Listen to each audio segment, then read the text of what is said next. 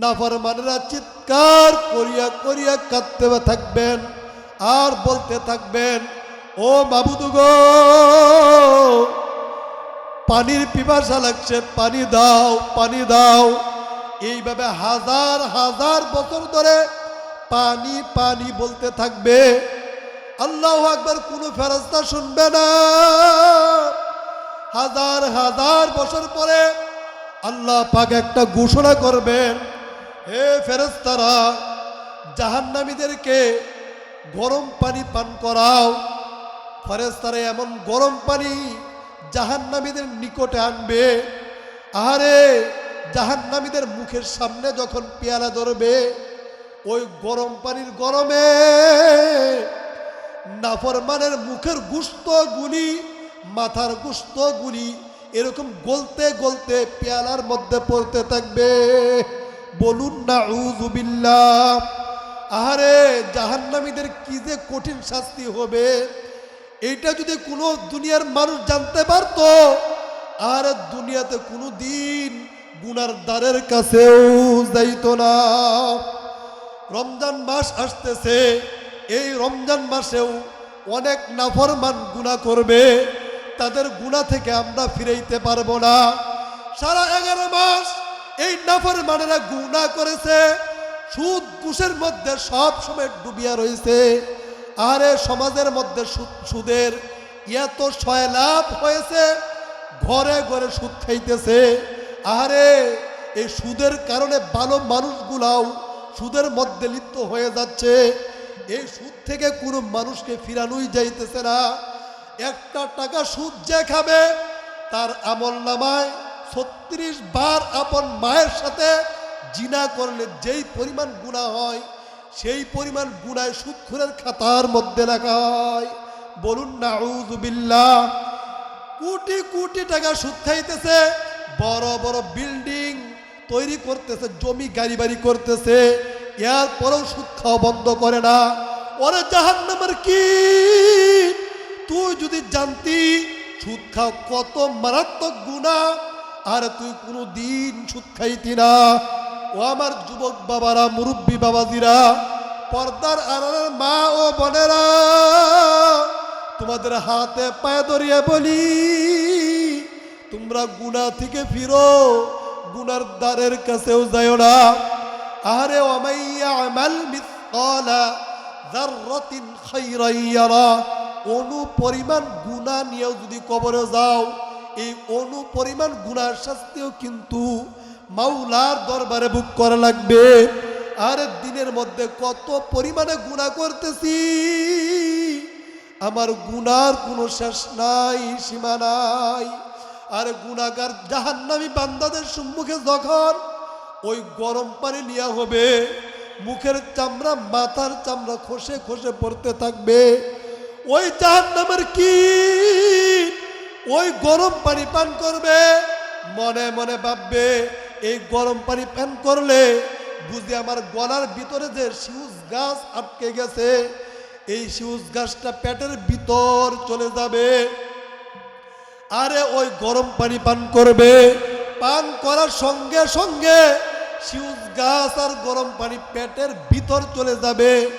আরে শিউজ গাছ আর গরম পানি পেটের নাড়ি বুড়ি গুলি গলতে গলতে আরে পায়খানার রাস্তা দিয়ে জুব জুব করে পড়ে যাবে।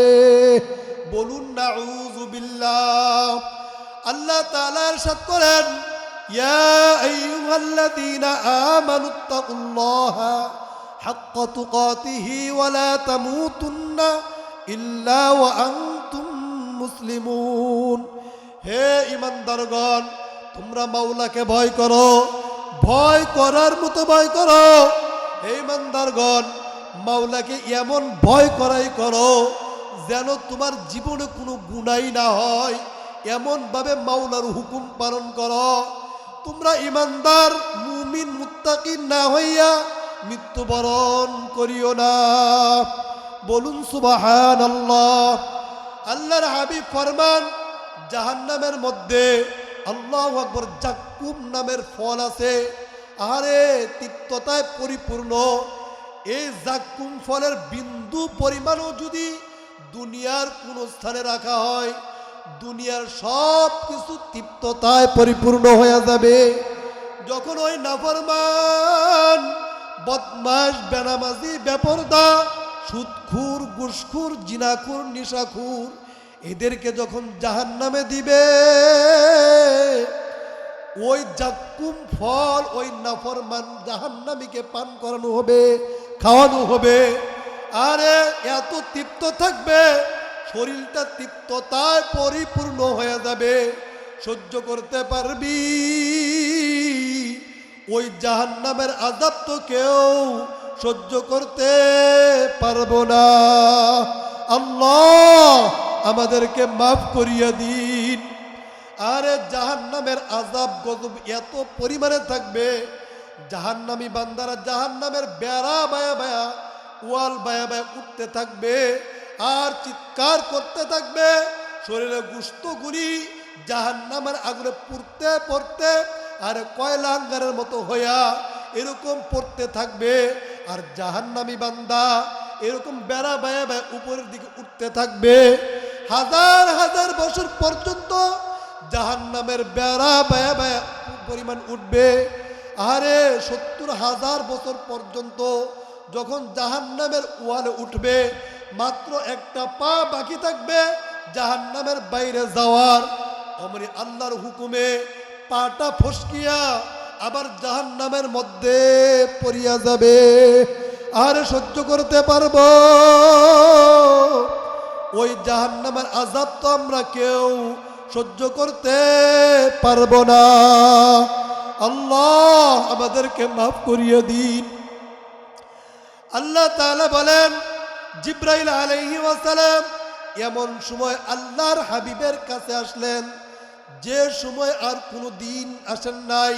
আল্লাহ তাআলা বলেন, কাল মুহলি ইয়াশউইল উজুহ, জাহান্নামীদেরকে এমন তীব্র উত্তপ্ত তেলের গাদের মতো গিন্ন পানি পান করতে দেয়া হবে, নিকটে আনা মাত্র চেহারা দগ্ধ হইয়া আরে গোশতগুলি পড়িয়া যাবে, খসিয়া যাবে।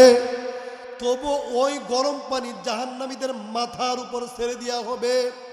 সারার সাথে সাথে মস্তক বেদ করে পেটের ভিতর চলিয়া যাবে।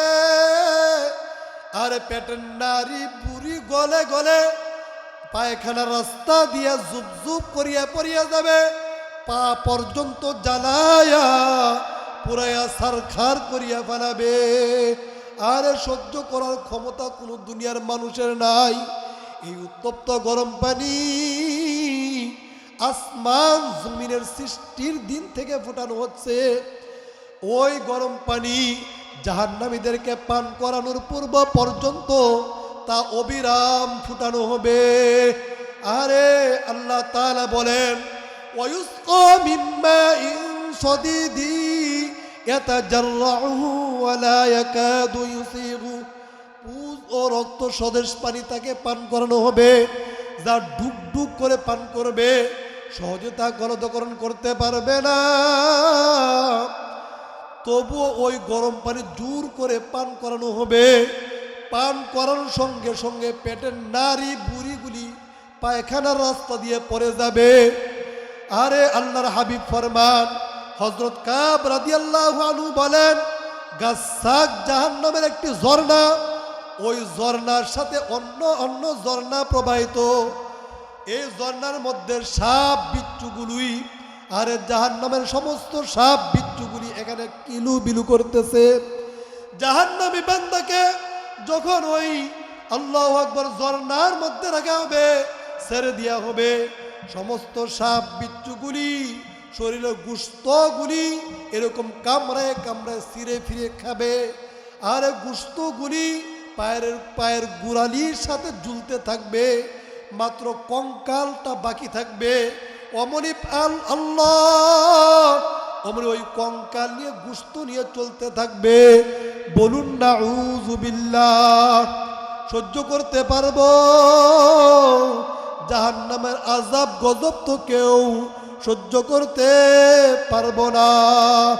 আল্লাহ আমাদেরকে মাফ করিয়ে দিন। আল্লাহর হাবিব ফরমান, মান বাকা মিন খাশিয়াতিল্লাহি হারামাল্লাহু তিলকাল আইনা আলান নার। আল্লাহর হাবিব ফরমান, কেউ যদি জাহান্নামের ভয়ে এক ফোঁটা চোখের পানি ছেড়ে দিতে পারে, আল্লাহ তাআলা তার জিন্দেগীর সমস্ত গুনাহ মাফ করে দিবেন। এই 30, 40, 50, 60, 70 বছর হায়াত পাইয়া যদি মাওলার হুকুম মতো চলতে পারো, মাওলার পাগল হইতে পারো, তাহলে আল্লাহ তাআলা তোমাকে জিন্দেগীর সমস্ত গুনাহগুলি মাফ করে জান্নাত দান করে দিবে। বলুন সুবহানাল্লাহ। আর যদি মাওলার হুকুম মতো না চালাও, মাওলার হুকুম মতো না চলে শয়তানের হুকুম মতো যদি চলি, আর গুনাহগার নাফরমান হইয়া যদি কবরে যাও, আল্লাহু আকবার, কবরে আযাব, এরপর কিয়ামত, হাসর, মিজান, ফুলসিরাত, এরপর জাহান্নামের আযাব শুরু হয়ে যাবে। বলুন নাউযু বিল্লাহ। বান্দারা মাহফিলের ভিতর আপনার পবিত্রতা বর্ণনা করতেছে, আপনার প্রশংসা করতেছে, আপনি এক আল্লাহ বলিয়া ঘোষণা করতেছে। বলুন সুবহানাল্লাহ। আল্লাহ পাক বলেন, হে ফেরেশতারা, বান্দারা কি কখনো কোনোদিন আমি আল্লাহকে দেখছে নাকি? ফেরেশতারা বলে, আল্লাহ, বান্দারা তো কখনো কোনোদিন আপনাকে দেখে নাই। আল্লাহ পাক বলেন, হে ফেরেশতারা, বান্দারা যদি কখনো কোনোদিন আমি আল্লাহকে দেখতো তবে কি করত? ফেরেশতারা বলে, আল্লাহ, বান্দারা যদি কখনো কোনোদিন আপনাকে দেখিয়েই ফেলাইতো তবে আপনার কুদরতি ভাবে সিজদার মধ্যে পড়িয়া ইবাদত করতে করতে জীবন কাটাইয়া দিত, ইবাদত করতে করতে এক সময় মৃত্যুবরণ করত। বলুন সুবহানাল্লাহ। আল্লাহ পাক বলেন, হে ফেরেশতারা, বান্দারা আমি মাওলার কাছে কি চায়?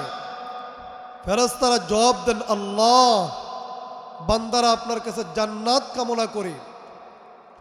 আল্লাহ পাক বলেন, হে ফেরেশতারা, বান্দারাতি কখনো কোনোদিন আমি মাওলার জান্নাত দেখছে নাকি? ফেরেশতারা বলে, আল্লাহ, বান্দারা তো কখনো কোনোদিন আপনার জান্নাত দেখে নাই। আল্লাহ বলেন, হে ফেরেশতারা, বান্দারা যদি কখনো কোনোদিন আমি আল্লাহর জান্নাত দেখতো তবে কি করত? ফেরেশতারা জবাব দেন, আল্লাহ, বান্দারা যদি কখনো কোনোদিন আপনার জান্নাত দেখিয়েই ফেলাইতো তবে আপনার কুদরতি ভাবে সিজদার মধ্যে পড়িয়া ইবাদত করতে করতে, জান্নাত কামনা করতে করতে একসময় মৃত্যুবরণ করত। বলুন সুবহানাল্লাহ।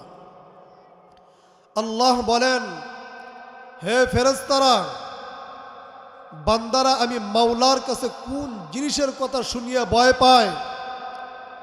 ফেরেশতারা জবাব দেন, আল্লাহ, বান্দারা কবর, হাসর, মিজান, ফুলসিরাত, জাহান্নামের কথা শুনে ভয় পায়। আল্লাহ বলেন, হে ফেরেশতারা, বান্দারা কি জাহান্নামের আযাব গজব দেখছে নাকি? ফেরেশতারা জবাব দেন, আল্লাহ, বান্দারা তো কখনো কোনোদিন জাহান্নামের আযাব গজব দেখে নাই। আল্লাহ বলেন, না দেখেই এত ভয়, যদি দেখতো তবে কি করত? ফেরেশতারা জবাব দেন, আল্লাহ, বান্দারা যদি কখনো কোনোদিন আপনার জাহান্নাম দেখিয়েই ফেলাইতো তবে আপনার কুদরতি ভাবে সিজদার মধ্যে পড়িয়া ইবাদত করতে করতে জাহান্নামের ভয়ে, কবর, হাসর, মিজান, ফুলসিরাতের ভয়ে একসময় পানি হয়ে যাইত। বলুন সুবহানাল্লাহ। আল্লাহ বলেন, হে ফেরেশতারা, সাক্ষী থাক, আমি আল্লাহ কসম খেয়ে বলতেছি, যারা মাহফিলে আসছে, বসছে, বসবে, উলামায়ে কেরামের জবান থেকে কোরআন এবং হাদিসের কথাগুলো শুনে আমল করার ওয়াদা করবে, সমস্ত বান্দাদেরকে আমি মাফ করে দিলাম। বলুন সুবহানাল্লাহ। জাহান্নাম থেকে মুক্তি দিয়ে দিলাম,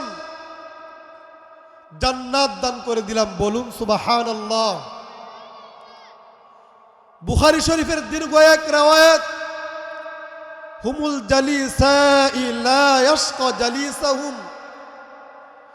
এই মাহফিল এত দামি, যারা মাহফিলে আসছে বসবে, উলামায়ে কেরামের জবান থেকে কোরআন ও হাদিস থেকে আলোচনা শুনবে, আজকে ওয়াদা করে যাবে আমল করার জন্য, আল্লাহ পাক তাদেরকেই মাফ করে দিবেন। বলুন সুবহানাল্লাহ। সামনে রমজান মাস। রোজা এক আবিধানিক অর্থ হচ্ছে বিরত থাকা, উপবাস থাকা, আত্মসংযম করা ইত্যাদি। আর শরীয়তের পরিভাষায় সৌমের নিয়তে সুবে সাদিক থেকে সূর্যাস্ত পর্যন্ত সকল প্রকার পানাহার, সকল প্রকার যৌন সম্ভোগ থেকে বিরত থাকার নাম হচ্ছে রোজা। শরীয়তের গুরুত্ব অপরিসীম। আধ্যাত্মিক উন্নতির সাধনে এটি একটি অপরিহার্য ইবাদত। প্রত্যেক আকেল বুদ্ধসম্পন্ন বালেগ প্রাপ্তবয়স্ক সুস্থ মুসলিম নরনারীর উপর রোজা রাখা ফরজ। বলুন সুবহানাল্লাহ। কোরআনের মধ্যে দলিল আসছে, ইয়া আইয়ুহাল্লাযীনা আমানু কুতিবা আলাইকুমুস সিয়ামু কামা কুতিবা আলাল্লাযীনা মিন ক্বাবলিকুম লাআল্লাকুম তাত্তাকুন। হে ঈমানদারগণ, হে মুমিন মুত্তাকিন পরহেজগার আল্লাহওয়ালা বান্দারা, তোমাদের উপর রোজা ফরজ করা হয়েছে। কাদের উপর? যারা মুমিন মুত্তাকিন তাদের উপর রোজা ফরজ করা হয়েছে। বলুন সুবহানাল্লাহ। কোন কাফের, মুশরিক, বেঈমান, বেদিন, সুদখুর, ঘুষখুর, জিনাখুর, বেবিচার এদের উপর রোজা ফরজ করা হয় নাই। একমাত্র মুমিনদের উপর রোজা ফরজ করা হয়েছে। বলুন সুবহানাল্লাহ। রমজান মাসে যারা সুদ খায় রোজা রাখবে তাদের রোজা হবে, যারা ঘুষ খাবে তাদের রোজাও হবে না। সুদখুর, ঘুষখুর, জিনাখুরদের রোজা হবে না। হালাল রিজিকের মাধ্যমে হালাল খাবার খেয়ে রোজা রাখতে হবে। কথা ঠিক কিনা? হালাল খাবারের মাধ্যমে যদি রোজা রাখতে পারি তাহলে আমার রোজা হবে। রমজান মাস আমাদের সম্মুখে আসতেছে, মাত্র 2 দিন বাকি। শাবান মাস আমাদেরকে পবিত্র হওয়ার কথা বলা হয়েছে। শাবান মাসে আমাদেরকে ধৌত করে আল্লাহ তাআলা আমাদের কলবকে পবিত্র করার জন্য এই শাবান মাস দিয়েছিলেন, যেন রমজান মাসে আমরা 30টি রোজা পরিপূর্ণভাবে ঈমানের সাথে, ইখলাসের সাথে রাখতে পারি। কথা ঠিক কিনা ভাই? রমজান মাসের রোজা রাখার মাধ্যমে যেন তাকওয়া অর্জন করতে পারি। আর যদি রমজান মাসের রোজা আমরা রাখতে না পারি, আমাদের থেকে রমজান মাস কিন্তু চলেই যাবে। আমি যদি রমজানের রোজাগুলা পরিপূর্ণভাবে ঈমান ও ইখলাসের সাথে, তাকওয়ার সাথে রাখতে পারি, একটা রোজার বিনিময়ে 700 গুণ রোজার আল্লাহ তাআলা নেকি দান করবেন। বলুন সুবহানাল্লাহ। কত গুণ? 700 গুণ দান করবেন। 700কে গুণ করা হইলে দেখা যায় কোটি পরিমাণ রোজা রাখলে যেই পরিমাণ নেকি হবে সেই পরিমাণ নেকি আল্লাহ তাআলা তার আমল নামায় দান করবেন। বলুন সুবহানাল্লাহ। রোজা শুধু আমাদের উপর ফরজ করা হয় নাই, 1 লাখ বা 2,24,000 পয়গম্বরের উপর রোজা ফরজ করেছেন এবং তার সমস্ত উম্মতগণের উপর রোজা ফরজ করেছিলেন। শেষ নবী জনাবে মুহাম্মদুর রাসূলুল্লাহ সাল্লাল্লাহু আলাইহি ওয়াসাল্লামের উপর এবং তার উম্মতগণের উপর রোজা ফরজ করেছেন। কয়টি? 30টি রোজা ফরজ করেছেন। বলুন সুবহানাল্লাহ। রমজান মাসের রোজা, 30টি রোজা যদি কোনো বান্দা ঈমান ও ইয়াকিনের সাথে রাখতে পারে, সওয়াবের নিয়তে রাখতে পারে, হাদিসের মধ্যে আসছে সারা বছর রোজা রাখলে যেই পরিমাণ নেকি হবে তার আমল নামায় তার চাইতে অধিক পরিমাণে নেকি আল্লাহ তাআলা দান করবেন। বলুন সুবহানাল্লাহ। আর যারা রোজা রাখে না, সারা 11 মাস ভালো ভালো খাবার খাইছে, খাবার খাওয়ার মাধ্যমে রমজান মাস যখন সামনে আসছে তার বিভিন্ন রোগে আক্রান্ত হয়ে গেছে, আক্রান্ত হওয়ার কারণে রোজা রাখতে পারে না। এই বখিলকে আল্লাহ তাআলা রোজা রাখাবেন না। কথা ঠিক কিনা ভাই? যারা মুমিন তাদের জন্যই তো রোজা। ভাই দুনিয়ার জিন্দিগি কত দিনের? এই 30, 40, 50, 60, 70 বছর হায়াত পাই। এই হায়াতের মধ্যে অল্প দিনের জিন্দিগির মধ্যে অল্প সময় আমরা ইবাদতের সুযোগ পাই। কথা ঠিক কিনা ভাই? কিয়ামতের ময়দানে আল্লাহ তাআলা ফেরেশতাদেরকে ডাক দিয়ে বলবেন, হে ফেরেশতারা, জাহান্নামের গলায় শিকল লাগাইয়া কিয়ামতের ময়দানের দিকে নিয়ে আসো। নাফরমানরা দেখুক শখ করে কোন জাহান্নাম কামাই করছে, কিন্তু খবরদার জাহান্নামকে খুব সাবধানে টানিয়া ধরিয়া রাখিও, নচেত কিন্তু জাহান্নাম এক লাফে সব খেয়ে ফেলাইবে, হিসাব করতে দিবে না। জাহান্নামের গলায় 70,000 শিকল লাগাবে, এক এক শিকল 70,000 ফেরেশতারা ধরবে। এক এক ফেরেশতার এক কাঁধ হতে আরেক কাঁধ পর্যন্ত 500 বছরের দূরত্ব হবে। বলুন নাউযুবিল্লাহ। এরকম কোটি কোটি ফেরেশতারা জাহান্নামের গলায় শিকল লাগায়া কিয়ামতের ময়দানের দিকে নিয়ে যাইবে। তখন বহু দূর থেকে জাহান্নাম নাফরমানদেরকে দেখবে। ক্ষুধার্ত জাহান্নাম নাফরমানদেরকে দেখিয়া এমন ভাবে লাফ মারবে যে কোটি কোটি ফেরেশতারা টানিয়া দরিয়া ফিরায় রাখতে পারবে না। বলুন না নাউযুবিল্লাহ। এরকম জাহান্নাম, আল্লাহু আকবার, কিয়ামতের ময়দান দেখিয়া, কিয়ামতের ময়দানে কোটি কোটি জাহান্নামদেরকে দেখিয়া এমন ভাবে লাফ মারবে যে আল্লাহু আকবার, কিয়ামতের ময়দান থর থর করিয়া কাঁপা শুরু করিয়া দিবে। কিয়ামতের ময়দানের কারো হুঁশ থাকবে না। আদম আলাইহিস সালাম সিজদায় পড়িয়া যাবেন, ঈসা আলাইহিস সালাম সিজদায় পড়ে বলবেন নফসি নফসি। মুসা আলাইহিস সালাম সিজদায় পড়িয়া নফসি নফসি পড়তে থাকবে। আল্লাহু আকবার। ইব্রাহিম আলাইহিস সালাম সিজদার মধ্যে পড়িয়া নফসি নফসি পড়তে থাকবে। কোন নবীরই হুঁশ থাকবে না, নবীদের উম্মতের কথাও মনে থাকবে না। এদিকে জাহান্নাম লাফায়া লাফায়া আসতে থাকবে। আরে নবীরা পর্যন্ত মাওলার দরবারে চিৎকার করে করে কাঁদতে থাকবেন আর বলতে থাকবেন, মাবুদ গো, তাড়াতাড়ি জাহান্নামকে ফিরাও।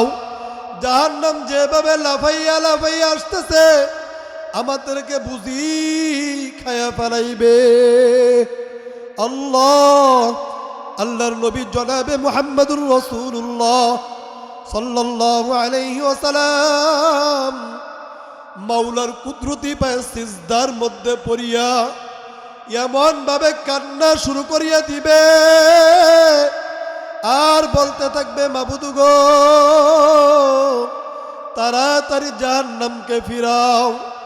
জাহান্নাম যেভাবে লাফাইয়া লাফাইয়া আসতেছে আমার উম্মতকে বুঝি খায়া ফেলাইবে।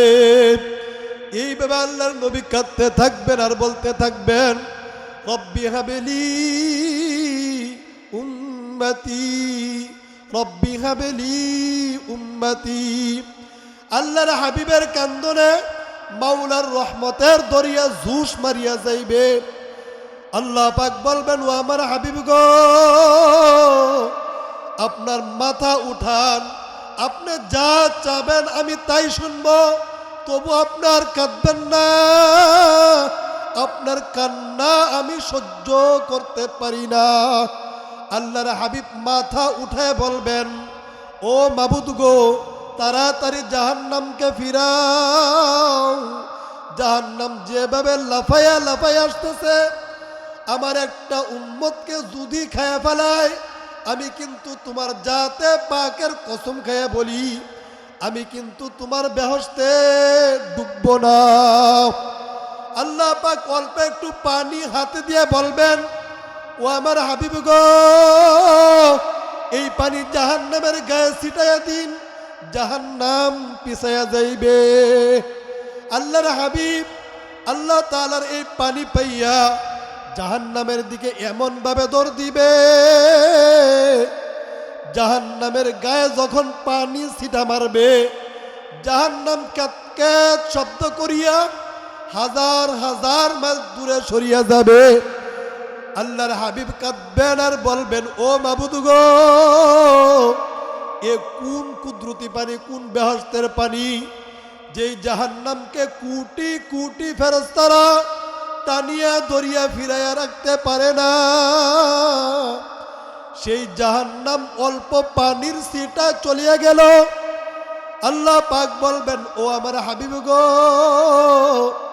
এ কোনো কুদরতি পানি না, এ কোনো বেহেশতের পানিও না। আল্লাহু আকবার। আল্লাহ তাআলা বলবেন, এই পানি হচ্ছে আপনার গুনাহগার উম্মতের চোখের পানি। আপনার গুনাহগার উম্মতেরা ভুলে চোখে পড়িয়া গুনাহ করিয়া ফেলাইছে, আমি মাওলার ডরে, জাহান্নামের ডরে দুই চোখের পানি ছাড়িয়া দিয়া আমি মাওলার দরবারে কাঁদছেন আর বলছেন, মাবুদ গো, আমাকে তুমি মাফ করিয়া দাও। খাঁটি ভাবে যখন তওবা করছে, আমি মাওলার রহমতের দরিয়া জুস মারিয়া গেছে, আমি ওই বান্দার সমস্ত গুনাহগুলি মাফ করিয়া দিছি। তার চোখের পানিগুলো আমি মাওলার কাছে জমা রাখছি। বলুন সুবহানাল্লাহ।